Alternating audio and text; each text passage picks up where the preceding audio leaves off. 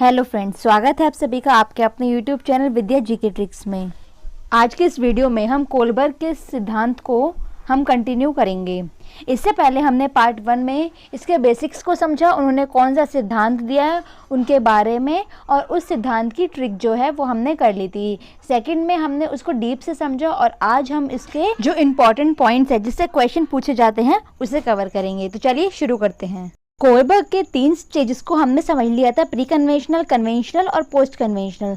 आज हम उनकी स्टोरी देखेंगे जिससे नैतिक तर्कणा और नैतिक दुविधा, इन दोनों पॉइंट्स को हम क्लियर करेंगे। तो चलिए अब सबसे पहले स्टोरी देखते हैं। यूरोप में एक हिंस नाम का व्यक्ति था जिसकी पत्नी की तबीयत बहुत खराब थी। एक ऐसी दवाई थी जिससे उसको बचाया जा सकता था और वो दवाई, उसका आविष्कार तभी हुआ था, रेडियम उसका नाम था। डॉक्टर्स ने हिंस से कहा कि अगर वो दवा नहीं मिली तो उसकी पत्नी नहीं बच पाएगी। वो जिंदगी और मौत के बीच जूझ रही थी। जो हिंस था वो फार्मासिस्ट के पास गया और उसने दवाई के लिए जितने पैसे थे वो सब दे दिए, लेकिन फार्मासिस्ट ने कहा कि उसे जो उसकी कीमत है उतनी ही चाहिए और कीमत उसके एक्चुअल प्राइस से 10 गुना ज़्यादा। अब हिंस के पास उतने पैसे नहीं थे।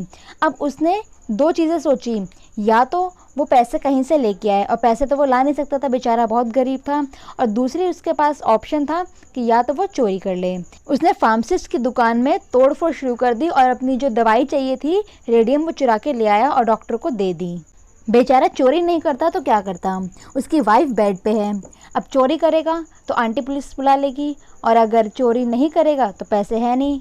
तो हिंस की स्टोरी के बेस पर कोलबर्ग ने 2 प्रश्न का निर्माण किया और उसने इसको 2 भाग में विभाजित किया। सबसे पहला मोरल डायलेमा, जिसको नैतिक दुविधा कहते हैं, और दूसरा नैतिक तर्कणा, जिसको मॉरल रीजनिंग कहते हैं। नैतिक दुविधा यानी कि जब हिंस दवाई के लिए पैसे नहीं जुटा पा रहा था तो वो अपने नैतिक मूल्यों के बीच संघर्ष कर रहा था।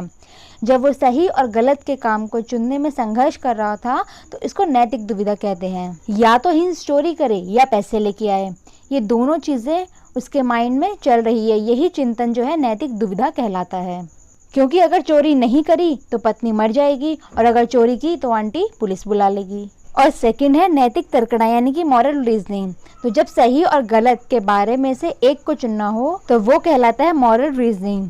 जैसे हिंस ने लास्ट में चोरी करने को ही चुना और अपनी पत्नी की जान बचाई, तो ये है मॉरल रीजनिंग। जब दोनों में से उसने एक रास्ते को चुन लिया और वो काम किया तो ये है नैतिक तर्कणा। नैतिक तर्कणा में ये है कि उसने एक रास्ते को चुन लिया, अब जो भी होगा देखा जाएगा। उसके पास कोई और ऑप्शन नहीं है, चोरी ही एक लास्ट ऑप्शन है, उसने उसको चुन लिया और अब चाहे आंटी पुलिस बुला ले तो भी चलेगा, लेकिन उसने एक विचार को चुन लिया है, अब वो उसी के अनुसार ही काम करेगा। तो ये है नैतिक तर्कणा यानी कि मॉरल रीजनिंग। तो ये था मॉरल डायलेमा और मॉरल रीजनिंग, इन दोनों को कवर हमने कर लिया है और हमने हिंस की स्टोरी भी समझ ली है। इसके बाद नेक्स्ट वीडियो में हम इसके कुछ क्वेश्चंस भी करेंगे ताकि इस पूरे सिद्धांत को हम अच्छे से सीख पाएँ और जान पाएँ कि कितना हमने सीखा है। तो मिलते हैं नेक्स्ट वीडियो में। अगर आपको हिंस की स्टोरी समझ में आई हो तो एक क्वेश्चन ज़रूर बताइएगा। क्वेश्चन में आपको कमेंट करना है कि कोलबर्ग किस देश के मनोवैज्ञानिक थे। मिलते हैं नेक्स्ट वीडियो में।